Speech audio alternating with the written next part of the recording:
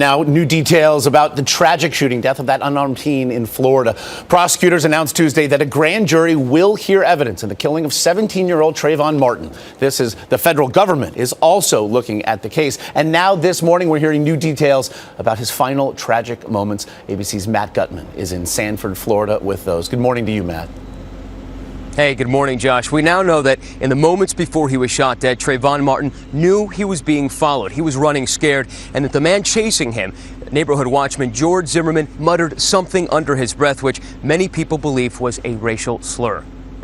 This morning, as the U.S. Justice Department begins investigating the death of Trayvon Martin as a hate crime, Sanford police tell ABC News they overlooked what some believe is a racial slur, muttered by George Zimmerman to a police dispatcher just seconds before he shot Martin.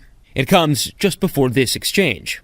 Are you following him? Yeah. Okay, we don't need you to do that. ABC News has also learned they missed this. Trayvon said, what you following me for? And the man come and say, what you doing around here? Somebody push Trayvon because the head said this down. The chilling words of Martin's 16-year-old girlfriend, who phone logs show was on the phone with him in the seconds before his death.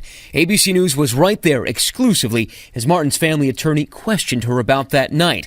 We now know police have the call logs, but never called her. The Sanford Police Department says it has asked anyone with information about Martin's death to come forward, which has puzzled some analysts. Not too many of those individuals were even interviewed. That's a serious fatal flaw, and could be a fatal flaw in this investigation. And patience is running short, anger bubbling over in Sanford.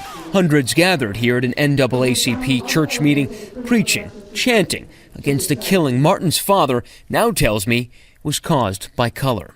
If he had been white, he wouldn't have been stopped. He wouldn't have been approached at all. And we now know that George Zimmerman was something of a ghost. We know he was married. We didn't know what he did. We know that he was part Hispanic, but friends and neighbors say that they didn't know what he did for a living. They did know that he took his duties as a watchman very, very seriously. Josh. Thank you, Matt.